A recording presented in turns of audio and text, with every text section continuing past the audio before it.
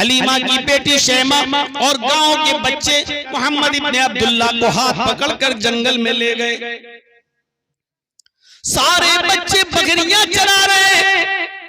मोहम्मद इब्ने अब्दुल्ला कभी इस पहाड़ी पे नजर डालते हैं, कभी उस पहाड़ी पे नजर डालते हैं, कभी इस पेड़ को देखते हैं, कभी उस पेड़ को देखते हैं, कभी इस झाड़ी पे झांकते हैं, कभी उस झाड़ी में झांकते हैं।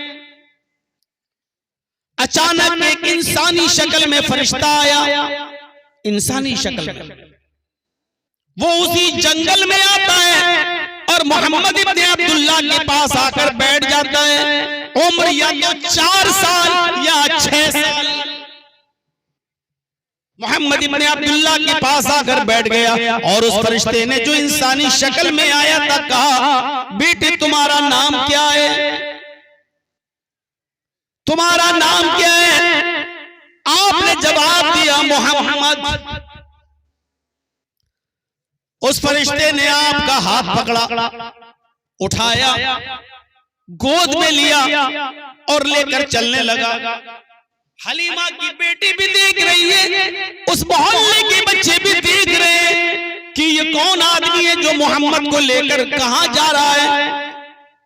अचानक इन बच्चों ने देखा कि मोहम्मद को एक पहाड़ के दामन में ले जाया गया। फरिश्ते ने उनको चितलिटा दिया और थोड़ी देर के बाद देखते हैं ये बच्चे उस इंसान ने जो मोहम्मद को पहाड़ के दामन में ले गया, उसने मोहम्मद का सीना चीर दिया। सीना चीर दिया और सीने में से दिल निकाल लिया।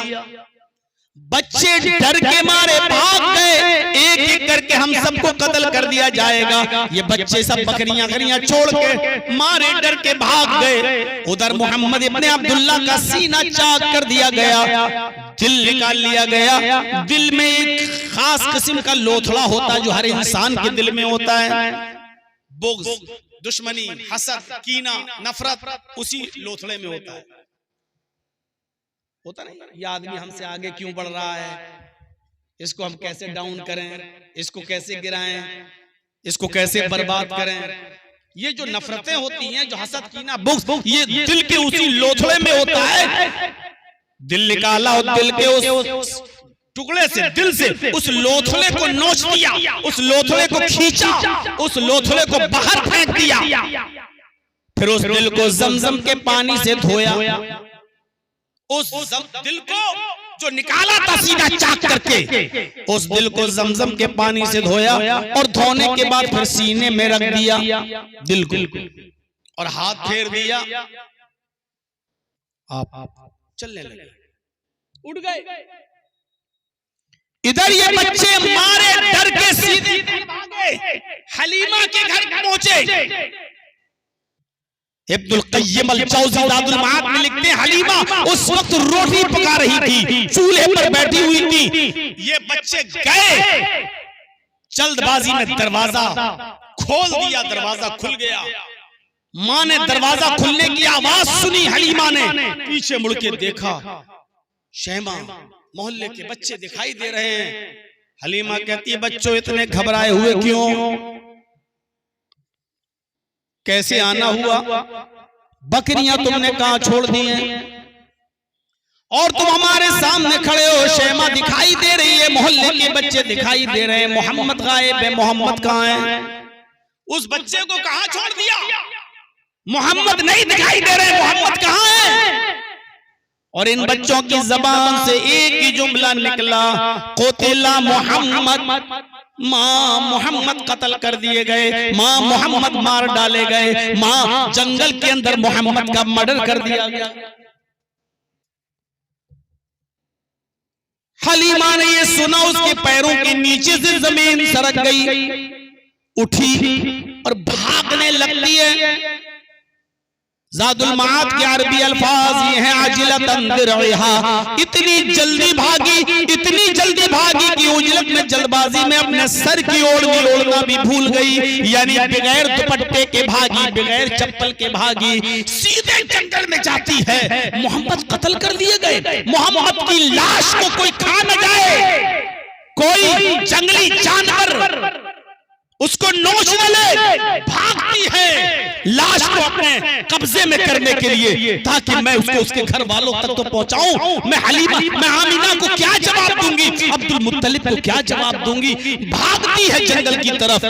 कभी इस झाड़ी में देखती है कि मोहम्मद की लाश ही दिख जाए, नहीं दिखती है। कभी उस झाड़ी में जाती है, नहीं दिखती है। कभी पहाड़ के ऊपर चढ़ती है मोहम्मद को लाश देखने के लिए, लेकिन नहीं दिखती है। अचानक वो पहाड़ की ऊपर चढ़ी है, नीचे झांक कर देखती है तो क्या देखती है कि पहाड़ के दूसरे दामन से मोहम्मद इब्ने अब्दुल्लाह टहलते हुए चले आ रहे हैं। जिस्म पर कमजोरी तारी है, चेहरे का रंग पीला पड़ा हुआ है, लेकिन सही सलामत है और टहलते हुए चले आ रहे हैं। जल्दी से वो पहाड़ी से उतरी, दौड़ लगाई और मोहम्मद इब्ने अब्दुल्लाह के पास जाती है और पकड़ के सीने से लगा लेती है। कहती है, मोहम्मद क्या हुआ तुम्हें?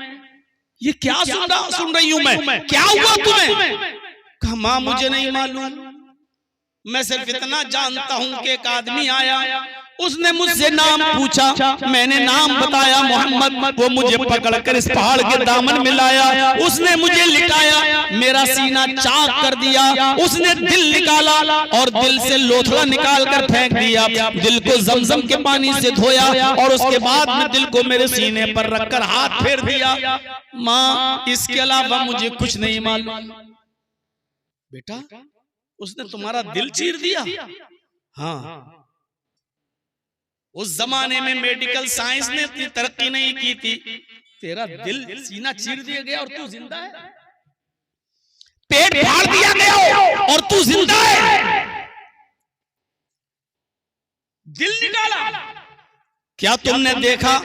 मां, मैं सब देख रहा था, सीना चाक किया गया मुझे मालूम है, दिल निकाला गया मैं देख रहा था, दिल से कोई चीज निकाल कर फेंकी जा रही है ये भी मैं देख रहा था, दिल को जब पानी से धोया जा रहा था ये भी मैं देख रहा था, दिल को जब रखा गया तब भी मैं देख रहा था, उसने हाथ फेरा तब भी मैं देख रहा था। बेटे, अब तुम्हें हम अपने घर नहीं रख सकते, तुम ऐसी ऐसी चीजें बतला रहे हो जो अकल में नहीं आती, जो दिमाग में नहीं आती। अगर तुझे कुछ हो गया तो मैं तेरे दादा अब्दुल मुत्तलिब को क्या जवाब दूंगी, तेरी माँ आमिना को क्या जवाब दूंगी। दिल तो नहीं चाहता कि तुझे वापस करूं, लेकिन अब तुझे वापस करना पड़ेगा, क्योंकि तू बातें ऐसी ऐसी बताता है जो दिल गवारा नहीं करता। घर गई, बोरिया बिस्तर बांधा, मोहम्मद उठो चलो, और लेकर मक्का पहुंच जाती है। आमिना, दिल तो नहीं चाहता कि तेरे बेटे को वापस करूं, लेकिन अब रहा भी नहीं जाता। ऐसे ऐसे हालात बताता है, ऐसी ऐसी बातें बताता है जो यकीन नहीं, दिल गवारा नहीं करता। अपनी अमानत पकड़, संभाल अपनी अमानत को। मुझे कुछ मेहनत भी नहीं चाहिए, उजरत भी नहीं चाहिए, मजदूरी भी नहीं चाहिए, इसके वजह से मेरे घर में खैर और बरकत के दरवाजे खुल गए हैं। अब मुझे इसके एवज तुझसे कुछ नहीं चाहिए, बस अपनी औलाद को, अपने बेटे को संभाल। वो छोड़कर हलीमा बच्चे को माँ के हवाले करके वापस आ जाती है। इस रोशनी में जरा अपनी औलाद पर भी नजर डालिए मेरे साथियों। ये 6 साल तक ये मामला था। माँ ने पाला, अब 6 ही साल की उम्र में जब हवाले कर दिया गया तो माँ मीना ने कहा, चलो बेटे, हम तुम्हें तुम्हारे नाना और मामू के घर लेके चलते हैं, वहां पर भी 1 आध महीना रह के आते हैं। चलिए, मदीना ले गई।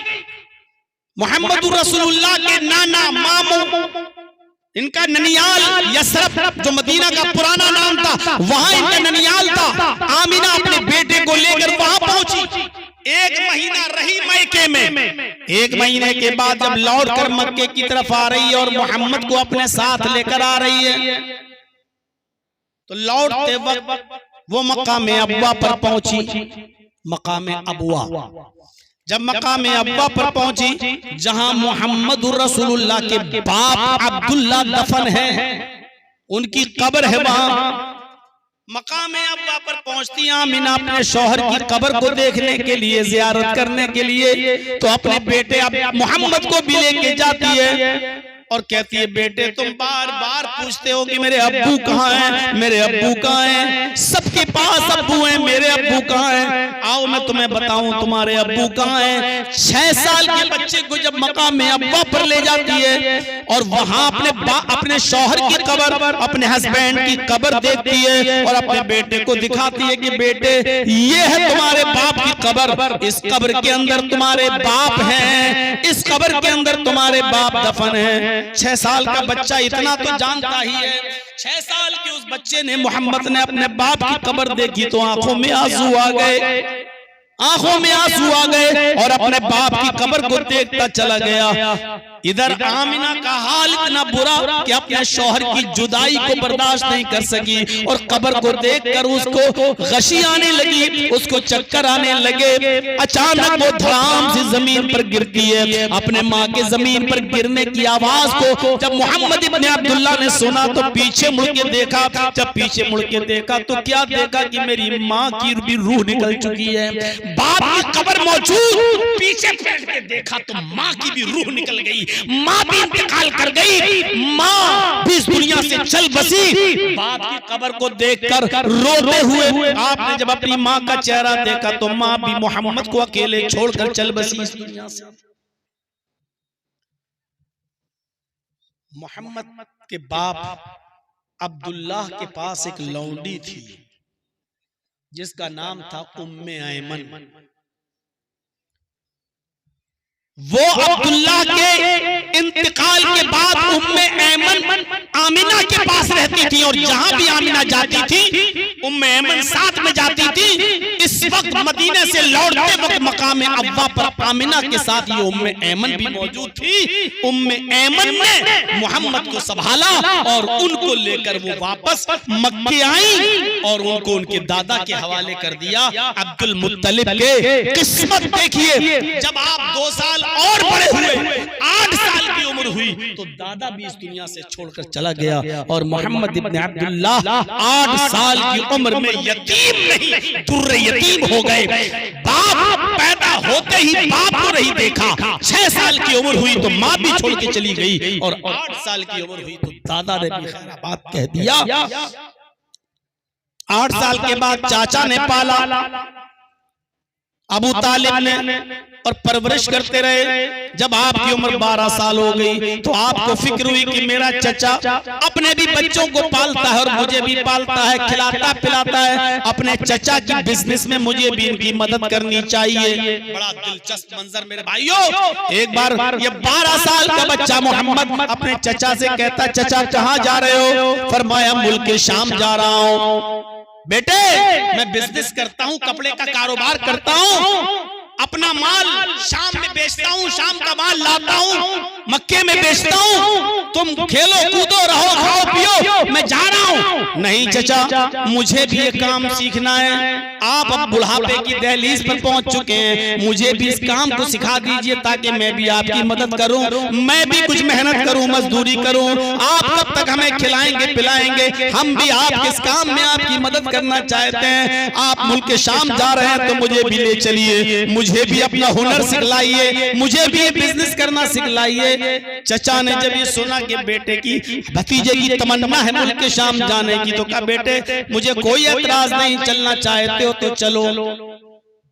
कुछ लोगों पर मुश्तमिल ये काफिला जब मुल्क शाम की तरफ जाने लगा और एक जंगल से गुजरने लगा, उस जंगल के अंदर एक गिरजा था, उस जंगल के अंदर एक गिरजा था जिसमें ईसाई राहिब रहता था। उस दिन वो अपने गिरजा से निकलकर ऊपर छत के ऊपर बैठा हुआ था। वो ईसाई गिरजा का ईसाई राहिब छत पर बैठा हुआ था। उसकी नजर इस काफिले पर पड़ी कि कोई काफिला आ रहा है। उसकी नजर छोटे से बच्चे 12 साल के बच्चे पर भी पड़ी और वो राहिब गिरजा का उस बच्चे को देखता ही चला गया, देखता ही रह गया। उसकी नजर काफिले के लोगों पर नहीं, उसकी नजर 12 साल के मोहम्मद इब्ने अब्दुल्लाह के ऊपर थी। थोड़ी देर के बाद उसने देखा कि गिरजा के पास वो काफिला आया और रुक गया। उसने अपनी चादर बिछाई और बैठ गया। अपने साथ जो सत्तू वत्तू लाए थे वो खाने पीने लगा। तो बुहैरा चल के आता है, उसका लक़ब बुहैरा था। वो बुहैरा चल के आता है और काफिले से कहता है कि तुम्हारा अमीर सरदार कौन है? लोगों ने बताया अबू तालिब। कहा अबू तालिब, आज तुम लोगों की दावत में अपने पास करना चाहता हूँ, क्या दोपहर का खाना तुम हमारे साथ खाओगे? ये सब भूखे तो थे ही। कहने लगे बिल्कुल, अगर आप हमें दावत देंगे तो हम आपकी दावत कबूल कर लेते हैं। कहा ठीक है। बुहैरा ने उस राहिब ने जल्दी से खाना बनवाया और तैयार कराया और फिर बुलावा भेजा कि चलो खाना बनकर तैयार हो चुका है। जब खाना बनकर तैयार हो गया और ये सब लोग खाने के लिए पहुंचे तो अबू तालिब ने अपने भतीजे मोहम्मद को वहीं छोड़ दिया सामान के पास। बेटे तुम यहीं रहो, हम खाना खा के जब लौटेंगे तो तुम्हारा खाना वहां से लेते आएंगे। ये काफिला जब गिरजा में घुसता है और दस्तरखान पर बैठता है तो बुहैरा ने कहा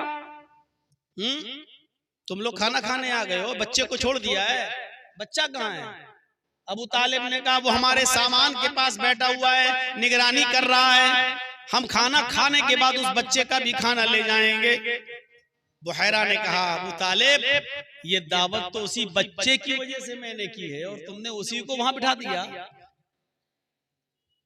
तुम्हारी वजह से थोड़ी दावत की है, यहां से तो हजारों लोग रोज गुजरते हैं। ये दावत मैंने उसी बच्चे की वजह से की है। जाओ उस बच्चे को भी लेकर आओ। अबू तालिब गए और उस बच्चे को भी लेकर गए कि चलो मोहम्मद तुम भी साथ में खाना खा लो। जैसे गिरजा में घुसते मोहम्मद इब्न अब्दुल्लाह, बुहैरा उसी को देखता जा रहा है, बार बार खाना भी खिलाता जा रहा है और बार बार वो मोहम्मद की तरफ नजर भी डालता जा रहा है। मौलाना सफीउर रहमान साहब मुबारकपुरी रहमतुल्लाह अलैह की किताब अगर आप पढ़ेंगे रहीकुल मख्तूम तो उन्होंने उस बुहैरा का नाम भी उसमें नकल किया है कि उसका नाम जर्जीस था। अब मुझे पता चला कि मेरे बाप ने कहां से ढूंढ के नाम निकाला था। जब तक मौलवियत पूरी पढ़ नहीं ली यकीन नहीं आ रहा था ये जर्जीस। लोग कहते थे कौन सा नाम है जर्जीस? शुरू में तो किसी पे आता ही नहीं था, कोई जगदीश कहता था, कोई जगदीप कहता था, कोई कुछ कहता था।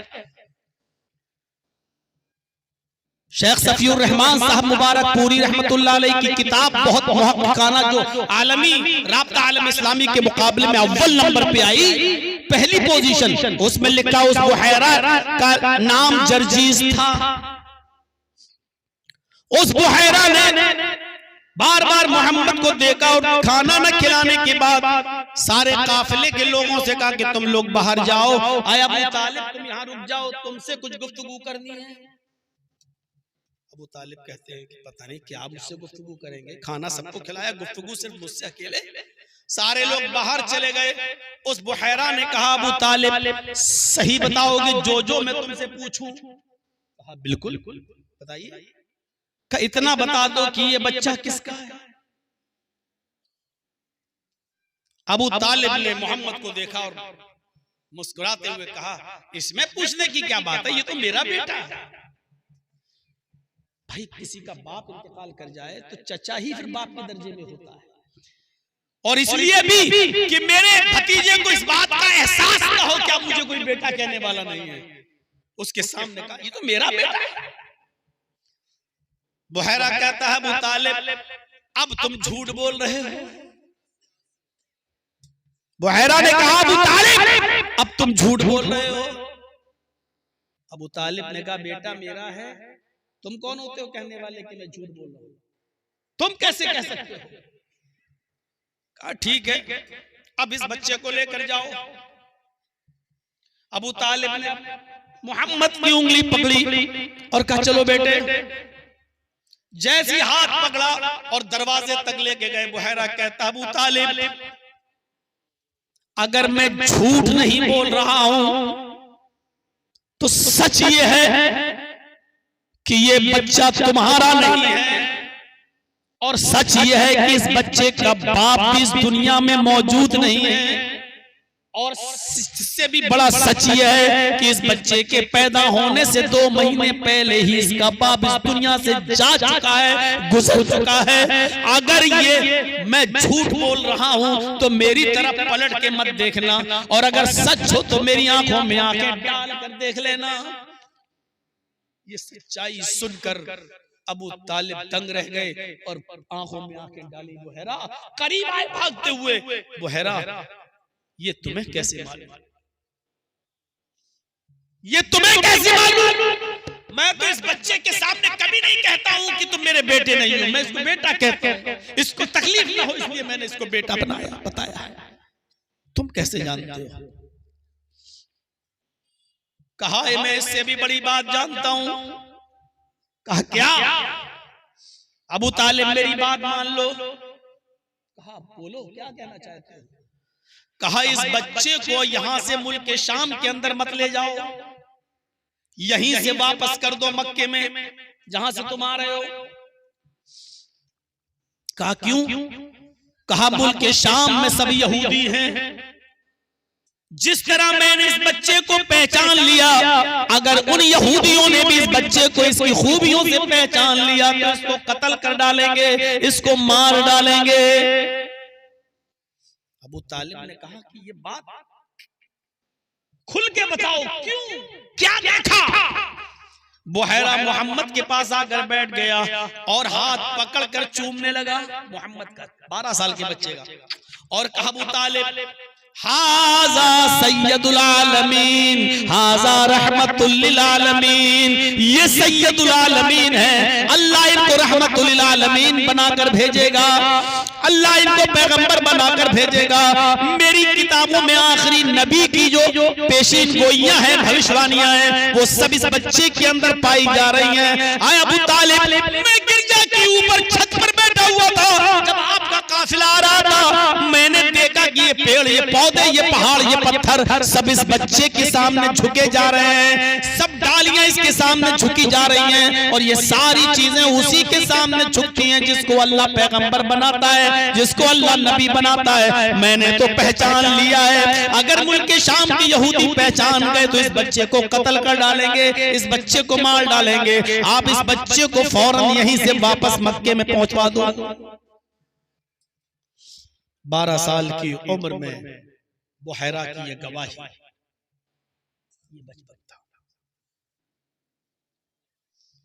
सिर्फ बचपन ही पर अगर बोल दूं तो यही पूरी खत्म हो जाएगी तकरीर। थोड़ा सा आगे बढ़िए। एक इंसान बचपन से गुजारता है तो उसका किरदार क्या होना चाहिए, और उसके बाद जब वो बचपने में होता है तो किसी का बेटा भी होता है, फिर आगे चलकर वो किसी का शौहर बनता है, और शौहर के बाद फिर वो किसी का बाप भी बनता है। आज ये 2-3 चीजें बताऊंगा आपके सामने। बचपन का एक हल्का सा नक्शा खींचा आपके सामने। अब बेटे होने की हैसियत से देखिए क्या किरदार, हमारी औलाद हमारे साथ क्या किरदार अदा करती है। एक बेटे होने की हैसियत से आपका किरदार क्या था। अब्दुल्ला 2 महीने पहले ही इंतकाल कर गए। 6 साल की उम्र थी तो माँ भी इंतकाल कर गई। सोचो, ना बाप का प्यार मिला और ना ज्यादा दिन माँ का प्यार मिला, ना ज्यादा दिन माँ का प्यार मिला। अब आप अंदाजा लगा सकते हैं मेरे भाइयों, इसके बावजूद बेटा होने की हैसियत से आपका किरदार क्या था। यही उम्मे ऐमन जो 6 साल की उम्र में आमिना के इंतकाल के बाद मोहम्मद को वहां से लेकर आई थी और फिर उनकी देखरेख भी की थी, और बाप की वरासत में मोहम्मद को वर्षे में मिली थी ये उम्मे ऐमन। आपने को जब नबूवत मिली तब भी ये जिंदा थी, आप जब रसूल बने तब भी ये जिंदा थी। आप रोजाना उम्मे ऐमन के घर जाया करते थे, उनकी खिदमत किया करते थे, उनकी परवरिश भी किया करते थे। कुछ मिलता था तो आप उनको भी पहुंचाते थे। उम्मे ऐमन बुढ़ापे की दहलीज को पहुंच चुकी थी, और जब मोहम्मद इब्ने अब्दुल्ला से सहाबा ने पूछा कि अल्लाह के नबी, एक ऐसी औरत जो आपकी कोई नहीं लगती है, जो आपकी कोई नहीं लगती है, लेकिन मैं देखता हूं कि आप उसके घर भी जाते हैं, आप उसके पास बैठते भी हैं, अपनी कमाई में से भी उसको खिलाते पिलाते हैं, उसको नवाजते हैं। आपका उसका रिश्ता क्या है?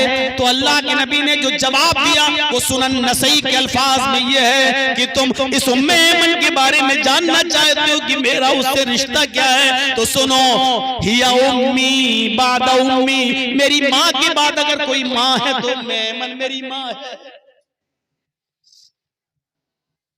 यहाँ तो ओल्ड हाउस में अपनी बूढ़ी माओं को अपनी बीवियों के कहने पर भर्ती कर देने वालों, साहब तुम तो बुढ़ापे में पहुंच चुकी हो, तुम्हारी वजह से मेरा घर क्यों बर्बाद हो, चल तू तो वहां हम तेरी देखरेख करते रहेंगे। अपनी बीवी को तरजीह देकर अपनी बूढ़ी माँ को ओल्ड हाउस में भेजने वालों, कयामत के दिन कौन सा चेहरा लेकर तुम मैदान महशर में उठोगे और आओगे? कौन सा चेहरा लेकर तुम आओगे मैदान महशर? अल्लाह के नबी उसको अपनी माँ कह रहे हैं जो आपके बाप अब्दुल्ला की लौंडी है, और अब्दुल्ला के इंतकाल के बाद आमीना की खिदमत में लगी रही, और आमीना के इंतकाल के बाद बाप के वर्षे से मोहम्मद को वरासत में मिली है। आप नबी बने, रसूल बने, पैगंबर बन गए, 40 साल से ऊपर उम्र हो गई, फिर भी आप उनकी देखरेख करते रहे। जब आप 40 साल के हुए तो उम्मे ऐमन की उम्र कितनी हुई होगी? इस बुढ़ापे में भी उनकी खिदमत करते रहे। और लोगों ने पूछा ये क्या रिश्ता है आपका इनसे? तो आपने कहा या उम्मी बादा उम्मी, मेरी माँ के बाद अगर सबसे ज्यादा सबसे बड़ी मेरी माँ कहलाने की हकदार है तो उम्मे ऐमन है, ये मेरी माँ है मेरी माँ के बाद। ये जवाब था आपका एक बेटे होने की हैसियत से, किरदार था। अल्लाह के नबी सहाबा किराम के दरमियान बैठे हुए हैं, और सुनो, सुन रहे हो ना? गौर से सुनिए। आप सहाबा किराम के पास बैठे हुए हैं, जैसे आज हम आपको सुना रहे हैं और आप यहाँ बैठे हुए हैं, ऐसे अल्लाह के नबी सहाबा में कुछ सुना रहे हैं और सारे सहाबा खामोशी के साथ सुन रहे हैं। अचानक आपकी नजर उड़ती और क्या देखते कि कोई बूढ़ी औरत चली आ रही है। आप उसको पहचान नहीं पाए। आप सहाबा किराम को फिर दर्श देने लगे। जब वो औरत थोड़ी देर के बाद लाठी टेकते हुए करीब आती है तो आपने उसको पहचान लिया। सहाबा को खिताब करना, दर्श करना, समझाना छोड़ दिया, उठे और दौड़ते हुए गए, बूढ़ी औरत को पकड़ के लाए और अपने करीब किया, और जो चादर अपने लिए बिछाई थी उस चादर को उठाया और झाड़ा, और उस चादर को आपने बिछा दिया और कहा बैठ जाओ। उस चादर पर आपने उस बूढ़ी औरत को बिठाया। सहाबा किराम ये मंजर देखकर कहते हैं अय अल्लाह के नबी, ये कौन है जिसके लिए आप उठे, जिसके लिए आप दौड़े, जिसको पकड़ के लाए, जिसको आपने अपने सीने से लगाया, जिसके लिए आपने अपनी चादर बिछाई और जिस पर आप अपने बैठने से पहले आपने इस बूढ़ी औरत को बिठाया। अल्लाह के नबी कहते हैं मेरे साथियों, ये मेरी रज़ाई माँ हलीमा है, इसने मुझे बचपन में दूध पिलाया है। आए लोगों, इसने मेरी परवरिश की है, ये मेरी रज़ाई माँ है हलीमा। ये उस माँ के साथ मोहम्मद रसूलुल्लाह का किरदार है जो आपकी सगी माँ नहीं है। सोचो अगर आपकी सगी माँ जिंदा होती तो अल्लाह के रसूल का उनके साथ क्या सुलूक होता। ये उस औरत के साथ सुलूक है जिसने सिर्फ अपना दूध पिलाया है, पैदा नहीं किया, उसके साथ ये हुस्न सुलूक है। और सगी माँ होती तो आपका हुस्न सुलूक क्या होता। एक जंग हो रही है, उस जंग को कंप्लीट होने के बाद उसमें कुछ कैदी पकड़े जाते हैं, मर्द भी और औरतें भी। कैदी गिरफ्तार हुए, औरतें भी और मर्द भी। माले गनीमत के तौर पर उनका बंटवारा हो गया। कोई किसी को गुलाम के तौर पर दे दिया गया, किसी को लौंडी के तौर पर दे दिया गया। आपको भी कुछ गुलाम या लौंडी मिली। अभी आप इन्हीं चीजों में मगन थे, बंटवारा हो ही रहा था गुलामों का, लौंडियों का। जंग में उन कैदियों को जो कैद किया गया उनका अचानक एक औरत को आते हुए देखा। आप पहचान गए कि ये हलीमा आ रही हैं, कबीले बनु साद से हैं। आई और कहने लगी मोहम्मद कहाँ है? आपने फरमाया माँ मैं यहाँ हूँ, बोलो जल्दी क्या बात है? फरमाया बेटे ये क्या किया? कहा क्या हुआ? कहा मैंने सुना है कि जंग के अंदर तुमने कुछ कैदियों को अरेस्ट कर लिया है। आपने फरमाया हाँ। कहा उनमें मर्द भी है औरतें भी हैं? फरमाया हाँ। अरे माँ उसमें मर्द भी हैं औरतें भी हैं और हमारे सहाबा ने उनको कैद किया है। फरमाया बेटे क्या तुम्हें मालूम है वो किस कबीले के लोग हैं? फरमाया नहीं। अरे माँ मैं क्या जानूं, वो मुझसे लड़ने आए, सहाबा से लड़ने आए, हमने भी जंग की और वो गिरफ्तार किए गए। कहा मेरे बेटे वो कबीले बनु साद के लोग हैं। जिन औरतों को तुमने गिरफ्तार किया है वो मेरी बहनें, तेरे बाप की बहनें हैं। तुमने अपनी खालाओं को, तुमने अपनी फूफियों को गिरफ्तार कर लिया है। वो हमारी बहनें हैं, हमारे ही तुम्हारे बाप की बहनें हैं, मेरी बहन। जब तुम मुझे मां कहते हो तो तुम्हारी खाला हुई, तुम्हारे बाप की बहनें जो तुम्हारी फूफी हुई। भतीजे तुमने अपनी खालाओं को और अपनी फूफियों को गिरफ्तार कर लिया है। अगर तुम मुझे मां कहते हो तो मेरी गुजारिश है कि इनको छोड़ दो। आपने फरमाया मां रुको, तुम्हारा एहसान है मेरे ऊपर। आपके हिस्से में जितने भी कैदी आए थे, आपको जो मिले थे और कुरैश को जितने भी कैदी मिले थे, आपने अपने और अपने खानदान के हिस्से के कैदियों को छोड़ दिया।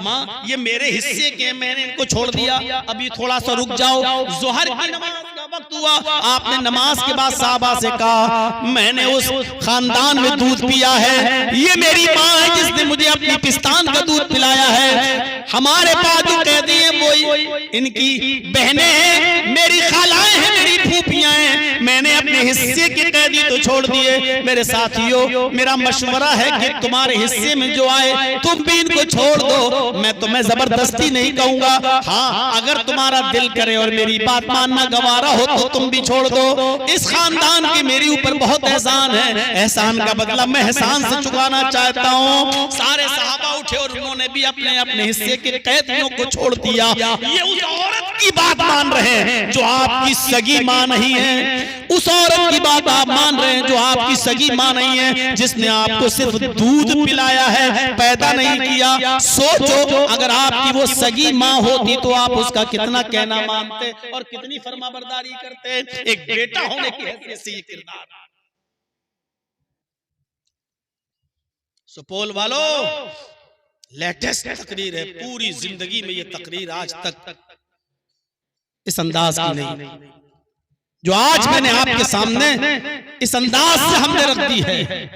बेटा होने की हैसियत से ये किरदार है। आप अपनी सगी मां के लिए सुनेंगे, सगी मां के लिए क्या, 6 साल की उम्र में तो छोड़ के चली गई,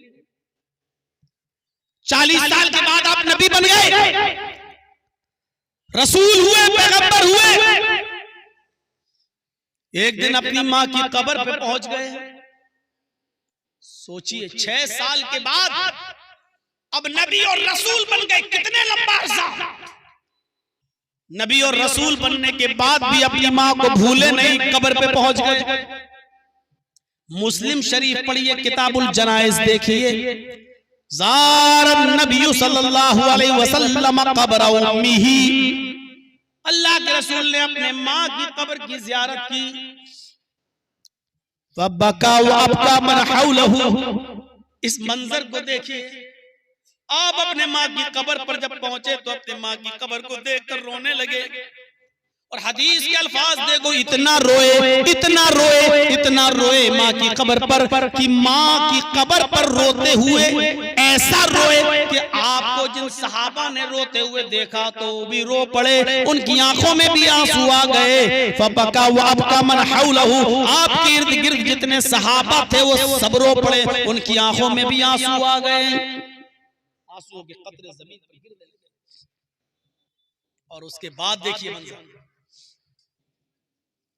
अल्लाह के नबी सल्लल्लाहु अलैहि वसल्लम ने जब सहाबा को भी रोते हुए देखा उसी कब्र के पास, तो आपने अल्लाह से गुजारिश की, आपने फरमाया इस्ताज़नतु रब्बी अन अस्तगफिर लहा फी अन अस्तगफिर लहा।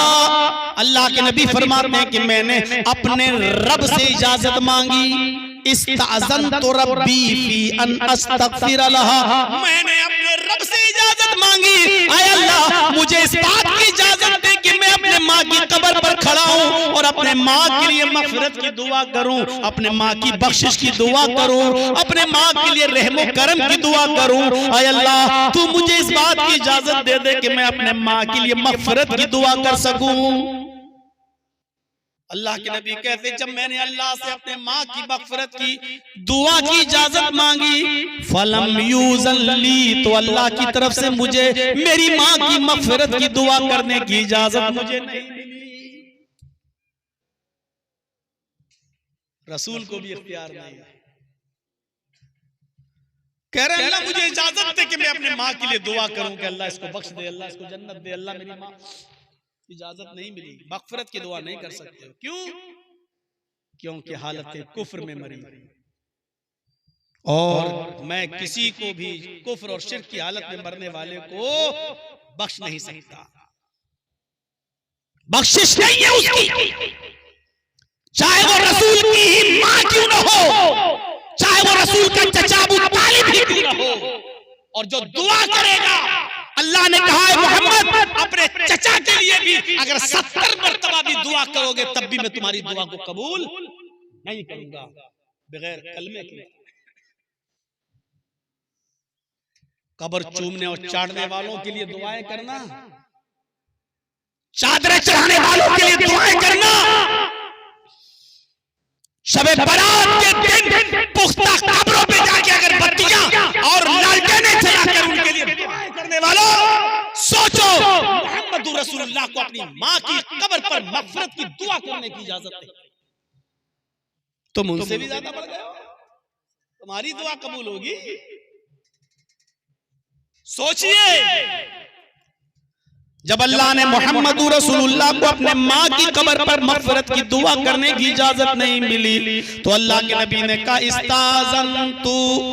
इस्ताज़नतुहु अन अज़ूर क़ब्रहा, आय अल्लाह फिर मुझे इजाजत दे कि मैं अपने माँ की कब्र की ज़ियारत कर लिया करूं, कभी कभी आऊं और माँ की कब्र को देखकर चला जाया करूं, अपने माँ की कब्र को देखने की इजाजत दे दे, मैं अपने माँ की कब्र को कभी कभी आकर उसको देखकर चला जाया करूं। तो अल्लाह ताला ने आपको इस बात की इजाजत दे दी, कब्र देखने में, अपनी माँ को याद करने में कोई हर्ज नहीं, आओ कब्र देखकर चले जाओ, रोना भी हो तो रो लो, चले जाओ, ये गम और फितरती गम के आंसू हैं, ठीक है चले जाओ, लेकिन मग़फ़िरत की दुआ मत करना। जब अल्लाह के नबी को कब्र की ज़ियारत करने की इजाजत मिल गई तो आपने मुसलमानों से कहा, सहाबा से फरमाया फज़ूरुल क़ुबूर फ़इन्नहा तुज़क्किरुकुमुल मौत, मेरे सहाबियों तुम भी कब्रों की ज़ियारत किया करो, क्योंकि कब्रों की ज़ियारत करने से मौत याद आती है। वो कब्र पे जाओगे तो वो कब्र तुम्हें अपनी मौत याद दिलाएगी, कब्रों पर जाओ कब्र तुम्हें अपनी मौत याद दिलाएगी कि एक दिन हमें भी इस जगह पे आना है। ये माँ होने की हैसियत किरदार था, बेटा होने की हैसियत से कि अपने माँ की कब्र की ज़ियारत करते। बताओ कितनी बार जाते हो अपने बाप और अपनी माँ की कब्र पर, क्या वो दुआ याद है? क्या आप अपने बाप की कब्र पर जाकर ये दुआ पढ़ सकते हो? अल्लाहुम्मा ग़फ़िर लहू वरहमहू वआफ़िही वअफ़ु अन्हु वअक्रिम नुज़ुलहू ववस्सिअ मुदख़लहू। क्या आप अपने बाप की कब्र पर जाकर ये दुआ पढ़ सकते हो और अपने बाप के लिए दुआएं, बस अल्लाह मेरे बाप को बख्श दे, अल्लाह मेरे बाप को जन्नत दे दे, ये तो वो दुआ है जो तुम अपने अल्फाज में मांगते हो। अल्लाह के रसूल ने मय्यत की दुआ को अपने अल्फाज में बताया है कि ये दुआ मांगो जो मैं सिखा रहा हूँ। मांगते हो वो दुआ? कितने लोगों को याद है? अभी खड़ा करके पूछ लूं तो अभी कहेंगे बस मैं ही मिला था खड़ा करने के लिए और किसी पे नजर नहीं गई मौलाना साहब आपकी, पूरे भरे मजमे में मुझे ही को जलील करना था। इसको ये कब्र, कौन है जो ये दुआ करे?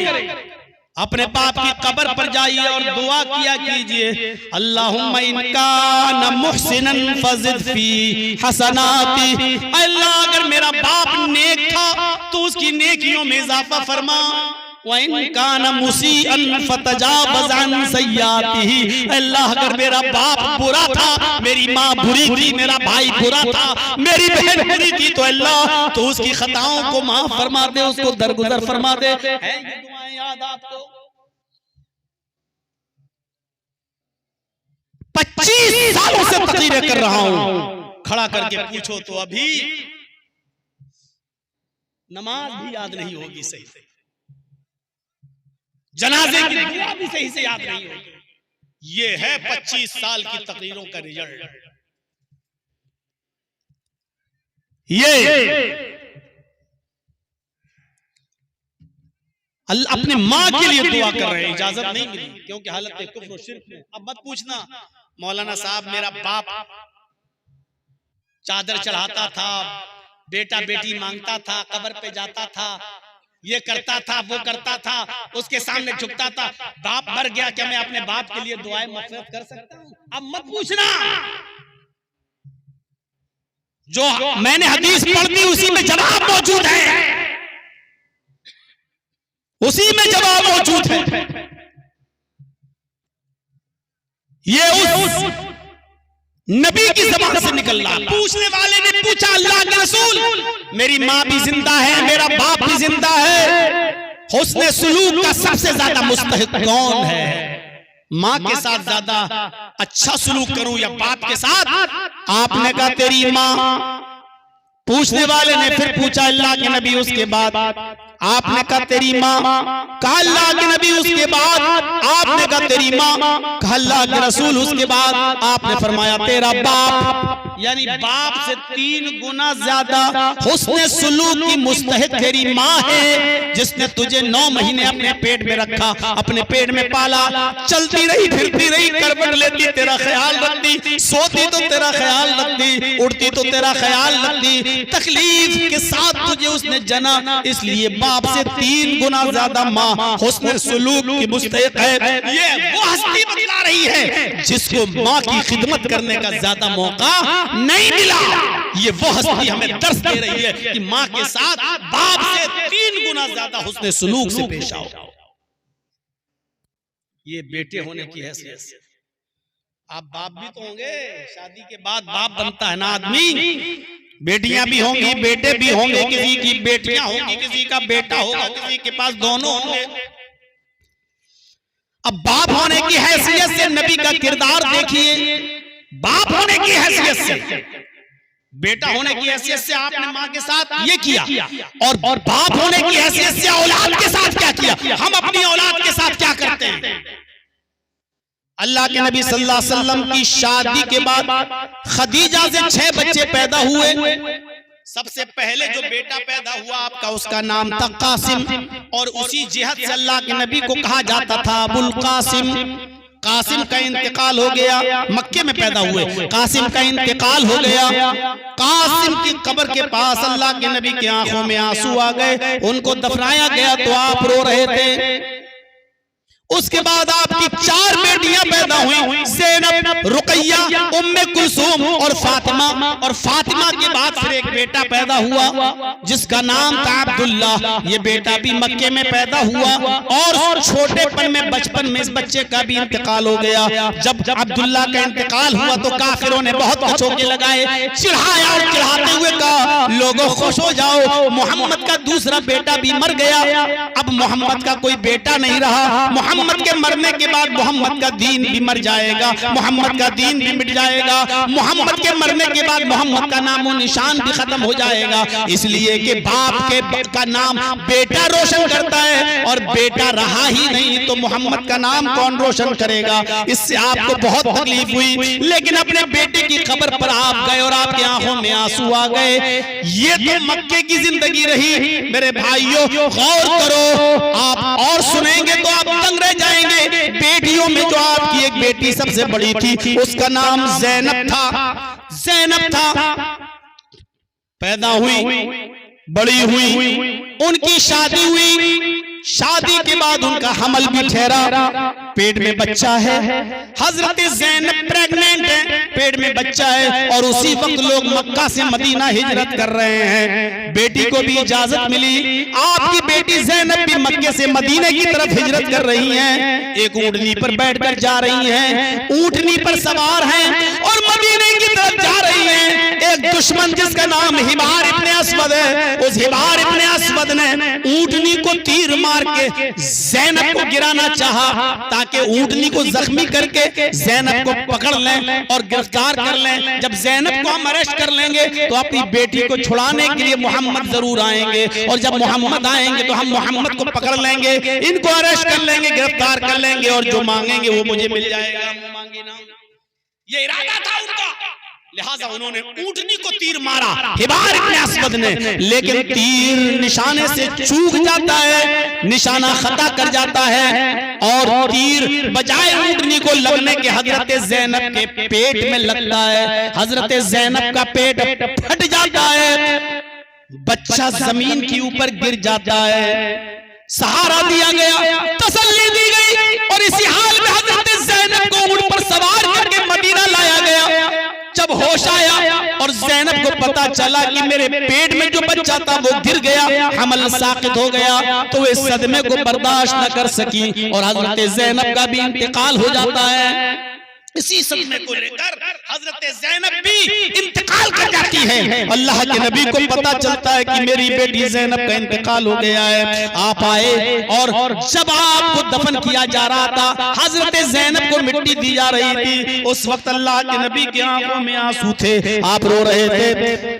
जब मिट्टी दे दी गई तब भी आपकी आंखों में आंसू हैं। किसी एक सहाबी ने पीछे मुड़कर ऐसे हाथ पकड़ा और कहा, अल्लाह के नबी आपकी आंखों में आंसू, बेटी का गम है, सबको अपनी औलाद का गम होता है। अल्लाह के नबी ने उस सहाबी को देखा और देखने के बाद उस कब्र की तरफ इशारा करके अपनी बेटी की कहा, हिया अफज़लु बनाती उसीबत फिया। मेरे साथियों, ये मेरी सबसे बेहतर बेटी थी, सबसे अफजल बेटी थी, जो मेरे लिए पूरी जिंदगी सताई गई, यहाँ तक कि मेरे रास्ते में शहीद भी कर दी गई। बहुत मेरे रास्ते में तकलीफें पहुंचाई गई, और हर तकलीफ ये खुशी खुशी बर्दाश्त करती रही। ये मेरी सबसे अच्छी बेटी थी। ये दर्द था एक बाप के दिल में अपनी बेटी का। यहाँ बेटी पैदा होती है तो चेहरों पे शिकन आ जाती है। बेटा मांगा था, बेटी हो गई। आए बेटियों, बेटियों में तफरीक करने वालों, कयामत के दिन कौन सा मुंह लेकर उठोगे? कौन सा मुंह लेकर उठोगे? अल्लाह के रसूल सल्लल्लाहु अलैहि वसल्लम अपनी बेटी के इंतकाल पर मिट्टी देते वक्त रोते हुए कहते हैं, या अफज़लु बनाती उसीबत फिया। ये मेरी सबसे महबूब बेटी है, सबसे चहेती और अफजल बेटी है, जो मेरे राह में बहुत सताई गई, मेरी राह में बहुत तकलीफें पहुंचाई गई, यहाँ तक कि मेरी राह में इसने अपनी जान भी दे दी, अल्लाह की राह में शहादत भी कबूल फरमा ली। और जब इसी बेटी का कातिल हिबार इब्ने अस्वद फतेह मक्का के दिन सामने आता है और कहता है, आप सबको माफ कर रहे हैं, मुझे भी माफ कर दो, मैं भी आपकी बेटी का कातिल हूँ, मैंने भी आपकी बेटी के पेट को फाड़ा था। तो आपने उस हिबार इब्ने अस्वद को देखा तो वही पुरानी अपनी बेटी की कब्र में दफन करने वाला नक्शा सामने आ जाता है, और अपनी बेटी का फटा हुआ पेट याद आ जाता है। मेरे भाइयों, लेकिन इसके बावजूद आप कहते हैं, ऐ हिबार, तूने मुझे बहुत तकलीफ दी है, मेरी बेटी को कत्ल करके मुझे बहुत तकलीफ दी है, लेकिन आज तूने माफी मांगी है, जा आए हिबार जा, मैंने तुझे भी माफ कर दिया। आए हिबार जा, मैंने तुझे भी नजरअंदाज कर दिया। आपने अपनी बेटी के कातिल हिबार इब्ने अस्वद को भी नजरअंदाज कर दिया। आप सोचिए, बेटी बाप होने की हैसियत से क्या किरदार आप निभा रहे हैं। ज़ैनब के बाद रुकैया आती है, बड़ी होती है, रुकैया की फिक्र होती है इनका निकाह कर दिया जाए। आपने हजरत उस्मान को बुलाया, आपने हजरत उस्मान को बुलाया और आपने बिठा के कहा, उस्मान ये जिब्रील हैं, आए उस्मान ये जिब्रील हैं जो मुझे दिखाई दे रहे हैं, तुम्हें नहीं दिखाई दे रहे हैं। आए उस्मान ये जिब्रील हैं। हजरत उस्मान ने कहा, अच्छा क्या हुक्म है, क्या बता रहे हैं, क्या फरमा रहे हैं, अल्लाह की तरफ से क्या पैगाम लेके आए। अल्लाह के नबी कहते हैं उस्मान ये जिब्रील हैं, अल्लाह की तरफ से ये हुक्म लेकर आए हैं, अल्लाह ने मुझे हुक्म दिया है। जिब्रील बता रहे हैं अल्लाह ने फरमाया अपनी बेटी रुकैया का निकाह उस्मान से कर दो। भाई उस्मान, मैं अल्लाह का हुक्म पूरा करने के लिए तुम्हें अपने पास बुलाया हूँ। मैं अपनी बेटी रुकैया का हाथ तुम्हें देना चाहता हूँ, तुम मेरी बेटी रुकैया से निकाह कर लो। कहा अल्लाह के नबी मैं कैसे इनकार कर सकता हूँ, ये अल्लाह का भी हुक्म है और मेरे नबी की भी ख्वाहिश है, आपकी भी तमन्ना है, तो मैं कैसे ठुकरा सकता हूँ। हजरत रुकैया का निकाह हो जाता है। आप चंद दिन अपनी बीवी रुकैया के साथ रहते हैं। इधर जंगे बद्र की तैयारियां होती हैं, पहली जंग शुरू होती है। हजरत उस्मान की बीवी रुकैया, नबी की बेटी रुकैया को चेचक की बीमारी निकली हुई है, चेचक निकल आई है। हजरत उस्मान बद्र के मुजाहिदीन में शामिल होना चाहते हैं। अल्लाह के नबी कहते हैं नहीं, अरे उस्मान तुम अपनी बीवी की देख रेख करो, उनको बीमारी है, चेचक निकली हुई है, तुम उनकी खिदमत करो, तुम्हें वही सवाब मिलेगा जो मुजाहिद को जंग में लड़ने का मिलता है। अगर हम जंग जीत गए और माल गनीमत लूटा गया तो तुम्हें भी उतना ही हिस्सा मिलेगा जितना हम सबको मिलेगा, सहाबा को मिलेगा, तुम्हें भी हिस्सा दिया जाएगा। तुम मेरी बेटी और अपनी बीवी की खिदमत में लगे रहो। सहाबा जंग कर रहे हैं, लड़ाई लड़ी जाती है, जंग होती है और जंग में जीत भी हासिल होती है। सहाबा को इजाजत मांगी जा रही है, अल्लाह के नबी आज हम जंग जीत गए, 70 काफिरों को मारा और 70 काफिरों को कैद किया गया। अल्लाह के रसूल बड़ी खुशी मिली है, क्या हम जश्न मना सकते हैं? आपने कहा हाँ, शरीयत के दायरे में रहते हुए खुशी मना सकते हो। आज अल्लाह ने तुम्हें और हमें बहुत बड़ी खुशी से नवाजा है, आप इसमें अल्लाह का शुक्र अदा करो। खुशियां मना सकते हो लेकिन जाहिलियत वाली नहीं, गुनाह वाली नहीं। खुशी का जो अंदाज है वो मना सकते हो। अभी सहाबा खुशियां ही मना रहे थे, अल्लाह के नबी भी खुशी में शामिल थे कि किसी ने आकर कहा अय अल्लाह के रसूल आपकी बेटी रुकैया का इंतकाल हो गया है। सारी खुशियां काफूर हो गई, धरी की धरी रह गई। अल्लाह के नबी अपनी बेटी के जनाजे में जाना चाहते हैं। आप पहुंचते हैं, आगे बढ़ते हैं, क्या देखते हैं कि बेटी को कब्र में उतारा जा चुका है, तख्ते रखे जा चुके हैं, कब्र में उतारा जा चुका है और मिट्टी दी जा रही है। ऐसे मौके पर आप पहुंचते हैं और आप भी मिट्टी में शामिल हो जाते हैं और आप भी मिट्टी देते हैं और मिट्टी देने के बाद आपकी आंखों में आंसू हैं। हजरत उस्मान का चेहरा देखते हैं और आपने उसी जगह पर फरमाया उस्मान तुमने मेरा इतना कलेजा ठंडा किया, मेरी एक बेटी का इंतकाल हो गया, मेरे पास एक दूसरी बेटी भी है उम्मे कुलसूम, मैं उम्मे कुलसूम का निकाह भी तुम्हारे साथ कर दूंगा। मेरे भाइयों, इसलिए हजरत उस्मान को ज़ुन्नूरैन कहा जाता है। अल्लाह के रसूल ने अपनी एक नहीं 2 बेटियां दी हैं। ये बेटियों के साथ मोहब्बत थी कि आप खुशियां छोड़कर बेटी की कब्र पे जाते हैं, मिट्टी देते हैं और आपकी आंखों में आंसू आ जाते हैं। बेटी की जुदाई का गम, बेटी बाप होने की हैसियत से ये किरदार था आपका। उम्मे कुलसूम भी नबी की जिंदगी में इंतकाल कर गई, आप उनकी कब्र पर भी जाते तो आंखों में आंसू आ जाते। आपकी एक और बेटी थी, चहेती बेटी थी जिसका नाम फातिमा था। फातिमा जब भी घर में आती अल्लाह के रसूल उठते और अपनी बेटी फातिमा के सर का बोसा लेते, लेकिन आज बिस्तरे बिल्कुल बिस्तर पर हैं, करीबुल मर्ग हैं, अल्लाह को प्यारे होने वाले हैं, बिस्तर से उठने की ताकत नहीं। हजरत फातिमा को दरवाजे पर देखते हैं लेकिन उठ नहीं पाते, खुद हजरत फातिमा को बुलाते हैं और हजरत फातिमा अल्लाह के रसूल की परेशानी देखकर कहती हैं वाह कर बाबा, हाय मेरे अब्बू की तकलीफ, हाय मेरे अब्बू की परेशानी। अल्लाह के नबी फरमाते हैं फातिमा आज के बाद तेरे बाप को कभी इतनी तकलीफ नहीं होगी, फिक्र मत करो, आज के बाद तुम्हारे बाप को कभी इतनी तकलीफ नहीं होगी। फातिमा से इतनी मोहब्बत क्या आपने जुमे के खुतबे में फरमाया लोगों सुन लो फातिमा से मुझे कितनी मोहब्बत है, जानना चाहते हो तो सुनो। फातिमा तो बुज़अतुम मिन्नी फमन अग़ज़बनी फ़क़द अग़ज़बहा,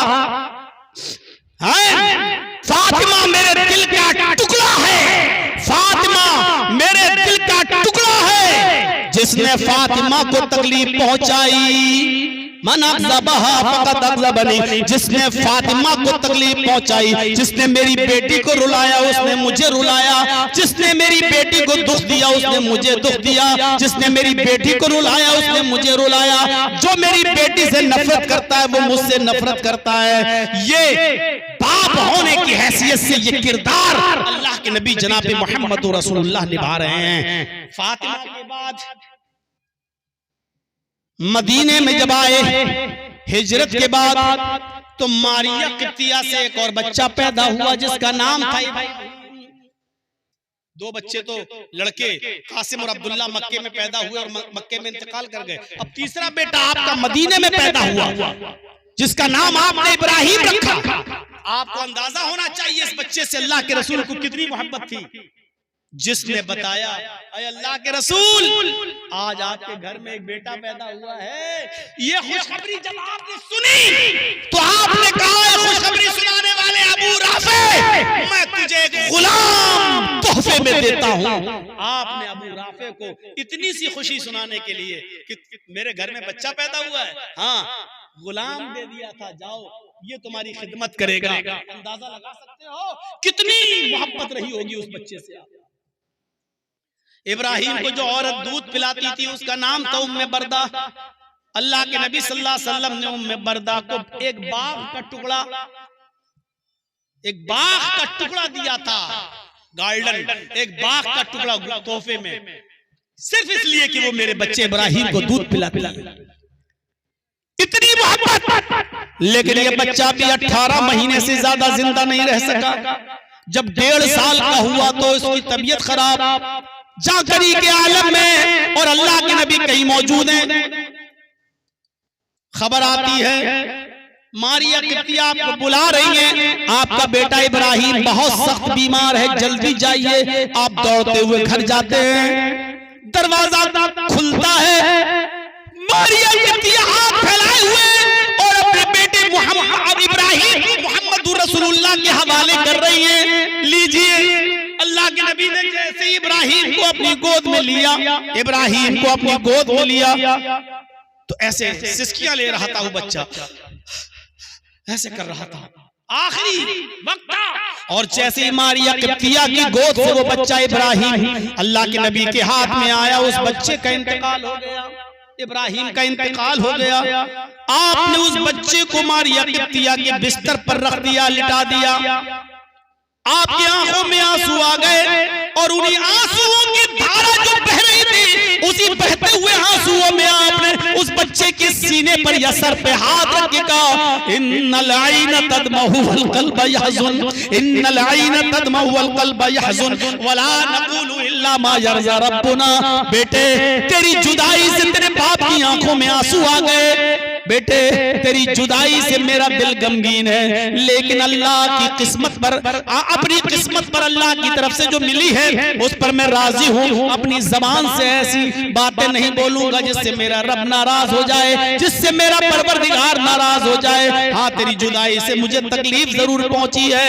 मेरे भाइयों, गौर करो, उसके बाद मारिया हाथ पकड़े हुए, मेरा बेटा, मेरा बेटा, अल्लाह के नबी, मेरा बेटा, मेरे सरताज, मेरा बेटा इस दुनिया से चला गया। अल्लाह के नबी अपने बेटे इब्राहिम के सीने पर हाथ रख कर कहते हैं, इन्नी ला उगनी अन्की मिनल्लाहि शैया।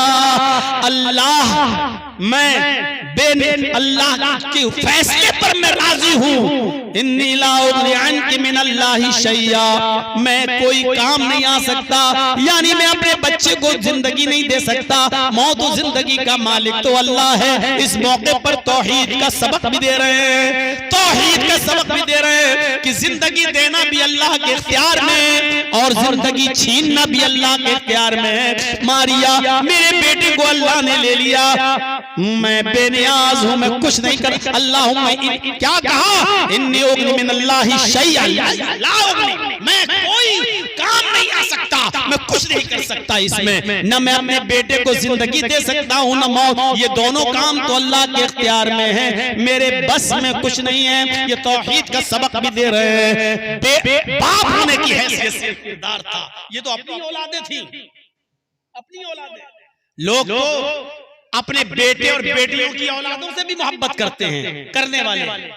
आप दादा बन गए पोते से मोहब्बत, आप नाना बन गए नवासे से मोहब्बत। अल्लाह के रसूल का मामला भी कुछ ऐसा ही था। मिंबर पर खड़े होकर खुतबा दे रहे हैं, मिंबर पर खड़े होकर खुतबा दे रहे हैं। छोटा बेटा है हुसैन, चला आ रहा है, गिरता है, उठता है, गिरता है, उठता है। आपने अपने नवासे हुसैन को देखा, मिंबर पर खुतबा देना छोड़ दिया, उतरे और भागते हुए गए और अपने बेटे हुसैन को, नवासे हुसैन को उठाया और गोदी में लिया और मिंबर पर बिठा दिया और फिर खड़े होकर खुतबा दिया, फिर खड़े होकर खुतबा दिया।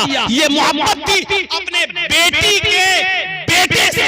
आप अंदाजा लगाओ अपनी औलाद से कितनी मोहब्बत होगी जब नवासे से मोहब्बत का ये हाल है। एक दिन हजरत हसन को दाहिने कांधे पे बिठाया, एक दिन हजरत हुसैन को बाएं कांधे पे बिठाया। हसन दाएं कांधे पर, हुसैन बाएं कांधे पर, और दोनों को उठाकर अपने कांधे पे बिठा के कहा, अल्लाहुम्मा इन्नी उहिब्बुहुमा फअहिब्बहुमा। मोहम्मद तेरा ये नबी इन दोनों से मोहब्बत करता है, तू भी इनसे मोहब्बत कर। आय अल्लाह तेरा ये बंदा मोहम्मद इन दोनों से मोहब्बत करता है, तू भी इनसे मोहब्बत कर। वो अहिब्बा मन युहिब्बुहुमा, और उन सब से मोहब्बत कर जो इन दोनों से मोहब्बत करें। यानी हर उस आदमी से मोहब्बत कर जो हसन और हुसैन से मोहब्बत करे। ये था नवासों से प्यार और मोहब्बत। मेरी माँ बहनें अगर आई हैं और सुन रही हैं तो सुनो, अल्लाह के नबी नमाज पढ़ रहे हैं और आपकी नवासी ज़ैनब की बेटी उमामा खेल रही है और शरारत कर रही है, छोटी बच्ची है। आपने उस बच्ची को, नवासी को उठा लिया और गोद में ले लिया और गोद में लेकर आपने नमाज पढ़ी। और एक नहीं कई नमाजें आपने अपनी नवासी उमामा को गोद में लेकर पढ़ी। ये इस बात की दलील है कि मेरी माँ और बहनों, ये बहाना नहीं चलेगा कि बच्चों की वजह से नमाज नहीं पढ़ पाते। हमारे बच्चे बड़े शरारती हैं, ये पेशाब कर देते, ये कर देते, ये बहाने नहीं चलेंगे। अल्लाह के रसूल ने नमाज पढ़ी, नवासी शरारत कर रही है तो उसको गोद में ले लिया और नमाज पढ़ी। ये इस बात का इशारा है कि अगर बच्चे शरारती हो तो उनको गोद में लेके नमाज पढ़ो, लेकिन नमाज छोड़ने की इजाजत नहीं है। कयामत तक पैदा होने वाली औरतों को ये बता दिया कि ये बहाने नहीं चलेंगे तुम्हारे कि हम इसकी वजह से नमाज नहीं पढ़ पाते और उसकी वजह से। एक चीज और, बाप होने की हैसियत से, बेटा होने की हैसियत से किरदार देख लिया। आइए जरा एक किरदार शौहर होने की हैसियत से देख लो। यहाँ जितने बैठे हैं शादीशुदा भी होंगे। मेरे भाइयों, शौहर होने की हैसियत से आपका किरदार क्या था? आपका किरदार क्या प्यार दिया था आपने अपनी बीवियों को? कौन सी मोहब्बत थी? हजरत खदीजा रजी अल्लाह ताला अन्हा से सबसे पहले जो शादी हुई, उन्हीं से सारे बच्चे भी पैदा हुए।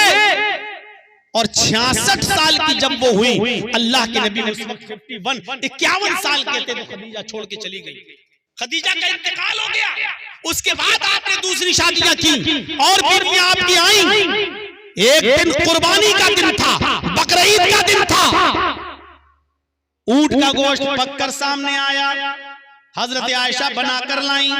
अल्लाह के नबी ने मिट्टी का बर्तन लिया, उसमें गोश्त की बोटी रखी हुई थी, हड्डीदार गोश्त था। उसको उठाया और मुंह तक ले गए, लेकिन होंठ से आगे नहीं ले पाए। मुंह तक ले गए और उसको वापस कर दिया। उसके बाद फिर ले गए, लेकिन खाया नहीं, मुंह तक ले गए और वापस कर दिया। हजरत आयशा ने कहा, अल्लाह के नबी गरम है क्या? आप मुंह तक ले जाते हैं और वापस कर देते हैं। आपकी आंखों में आंसू आ गए। आप आयशा कहने लगी, अल्लाह के नबी रो रहे हैं? आज कुर्बानी का दिन है और रो रहे हैं, गोश्त बनाकर मैं लाई और आप रो रहे हैं। अल्लाह के नबी फरमाते हैं, आयशा आज मुझे खदीजा की याद आ रही है। आयशा आज मुझे खदीजा की याद आ रही है। खदीजा आज जिंदा होती तो वो भी मेरे साथ बैठकर खाना खाती। आज कुर्बानी के दिन उनको भी नसीब होता। आज मुझे अपनी पहली बीवी खदीजा की याद आ रही है। हजरत आयशा ने जब खदीजा का नाम सुना तो कहने लगी, मुझे किसी बीवी पर इतना रश्क नहीं होता जितना खदीजा के ऊपर होता है। आप खदीजा को भूल क्यों नहीं जाते? एक बूढ़ी औरत आपसे भी उम्र में 15 साल बड़ी और आप उस बूढ़ी औरत को याद करते रहते हैं। हम जैसी जवान औरतें आपकी खिदमत के लिए मौजूद हैं, लेकिन आप उस बूढ़ी औरत को याद करते रहते हैं। क्या बात है? ऐसी क्या चीज है जो खदीजा में थी और हम में नहीं? वो बूढ़ी आप उसको याद करते और हमें आप जवान होने के बावजूद उतनी अहमियत नहीं देते। आपने डांटते हुए कहा, आयशा खामोश, एक लफ्ज इसके आगे नहीं। खदीजा का मुकाबला करती हो तुम, खदीजा का मुकाबला करती हो। आयशा खदीजा खदीजा थी, आयशा आयशा है। जानना चाहती हो खदीजा में और आयशा में क्या फर्क है? तो सुनो, आयशा जब सारी दुनिया मोहम्मद को झुठला रही थी तो खदीजा अकेले मोहम्मद की तस्दीक कर रही थी। जब सारी दुनिया मोहम्मद को पत्थर से मार मार कर सर फोड़कर खून निकाल रही थी, खदीजा अकेले अपने सर का दुपट्टा, अपने सर की ओढ़नी फाड़ कर मेरे सर से खून साफ कर रही थी। सारी दुनिया मेरा मजाक उड़ा रही थी, खदीजा अकेले मुझे तसल्ली दे रही थी। आयशा तुम खदीजा के मुकाबले में कभी नहीं आ सकती हो। खदीजा खदीजा थी, आयशा आयशा है। सारी दुनिया जब मुझे झुठला रही थी तो खदीजा अकेले मेरी तस्दीक कर रही थी। सारी दुनिया मेरी मुखालिफत में थी, खदीजा अकेले मेरे कांधे से कांधा मिलाकर चल रही थी। आयशा तुम्हारा मकाम है, तुम्हारी ये अहमियत है, लेकिन खदीजा का मकाम अलग है, खदीजा की अहमियत अलग है। उस बूढ़ी औरत को इंतकाल के बाद भी आप नहीं भूल रहे हैं। ये शौहर होने का किरदार से आप नजर हजरत आयशा का भी एक मकाम था। क्या प्यार दिया था अल्लाह के रसूल ने कि हजरत आयशा एक बार सफर में है नबी के साथ। आप जब भी किसी जंग में जाते थे तो अपनी किसी न किसी बीवी को साथ में ले जाते थे, कुरा डालते थे। एक मर्तबा 2 बीवियों को साथ में ले गए और कुरे में 2 बीवियों का नाम कौन आया? एक आयशा और दूसरा हफ्सा। आप दोनों बीवियों को लेके जा रहे हैं। फिर पर्ची डाली कि किसके ऊंट पर हम बैठ कर जाएंगे। बीवियां तो दोनों जाएंगी, लेकिन किसके ऊंट पर बैठेंगे? उस कुरे में आयशा का नाम आया। अल्लाह के रसूल आयशा के ऊंट पर बैठे, साथ में दूसरे ऊंट पर हफ्सा भी है और जा रहे हैं। सफर है, थक गया ऊंट तो उसको सस्ताने के लिए रुक गए, खेमा डाल दिया कि थोड़ा सा इन ऊंटों को सस्ता लेने दो, अपनी अपनी जरूरियात से सहाबा फारिग हो जाए। सब इधर उधर हो गए, अल्लाह के नबी भी इधर उधर चले गए। इधर हजरत हफ्सा हजरत आयशा के पास आई और आकर कहने लगी, आयशा तुम्हारा ऊंट कुछ कमजोर है और मेरा ऊंट अच्छा है। अल्लाह के रसूल तुम्हारे साथ बैठते हैं तो तुम मेरा ऊंट ले लो, ये ऊंट थोड़ा अच्छा है, तंदुरुस्त है और अच्छा है, तो तुम मेरा ऊंट ले लो, हमें अपना ऊंट दे दो, मुझे अकेले बैठना है उस ऊंट के ऊपर, इसलिए मेरा अच्छा और तंदुरुस्त ऊंट तुम ले लो और तुम अपना ऊंट मुझे दे दो, क्योंकि मुझे अकेले सफर करना है। हजरत आयशा ने कहा बहुत अच्छी बात। मशवरा हुआ और दोनों ने अपना अपना ऊंट बदल लिया। आयशा ने हफ्सा का ऊंट ले लिया और हफ्सा ने आयशा का ऊंट ले लिया। अब देखिए अल्लाह के नबी जनाब मोहम्मद रसूलुल्लाह सल्लल्लाहु अलैहि वसल्लम जब जरूरियात से फारिग होकर आए तो उसी ऊंट की तरफ आगे बढ़ गए जिस ऊंट पर बैठकर आए थे आयशा की। लेकिन अब वो आयशा का ऊंट नहीं है, अब वो हफ्सा के पास है। लेकिन आप उसी ऊंट के पास आ गए। आप आए, देखा अरे तुम हो हफ्सा, आयशा कहाँ है? अल्लाह के रसूल हमने ऊंट बदल लिया है, अपना ऊंट आयशा को दे दिया और आयशा का ऊंट हमने ले लिया, थोड़ा तंदुरुस्त ऊंट था, मैंने दे दिया आयशा। आपने कहा चलो कोई बात नहीं, आधा सफर मैंने उनके साथ कर लिया, आधा सफर तुम्हारे साथ कर लेता हूं। आप फिर हफ्सा ही के ऊंट पर बैठ गए। थोड़ा सफर रह गया था। हजरत आयशा इस जुदाई को बर्दाश्त नहीं कर बारी मेरी नाम मेरा निकला, थोड़ा ही सफर सही, लेकिन क्यों दूसरे के ऊंट पर बैठा गया? लेकिन कुछ बोली नहीं और अल्लाह के रसूल सल्लल्लाहु अलैहि वसल्लम उस ऊंट पर बैठकर आगे बढ़ गए और आयशा अकेले अकेले चलने लगी। जब सफर खत्म हो गया वुजू बनाकर लोग नमाज की तैयारी करने लगे। आयशा कहीं दिखाई दे रही है।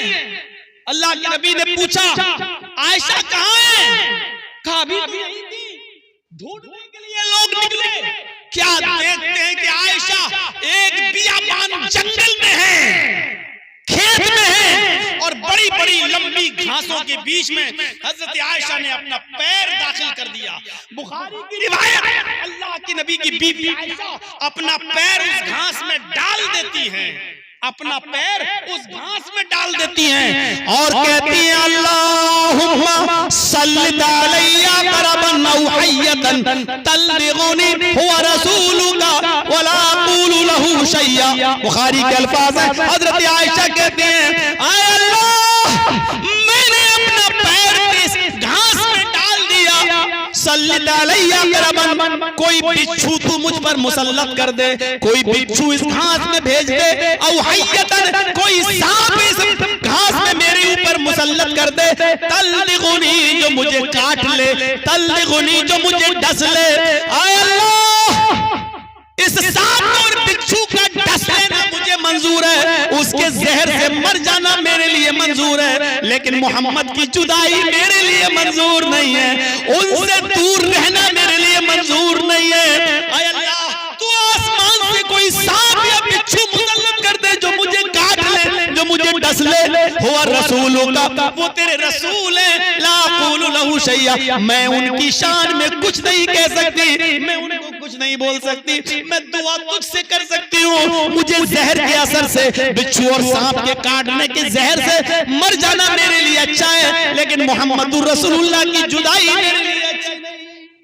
गौर करो कितना प्यार दिया होगा अल्लाह के रसूल ने अपनी इस बीवी को, जो इतनी देर के लिए भी नबी को छोड़ना पसंद नहीं कर रही है और घास में पैर डाल के कह रही है, अल्लाह कोई सांप या बिच्छू डाल।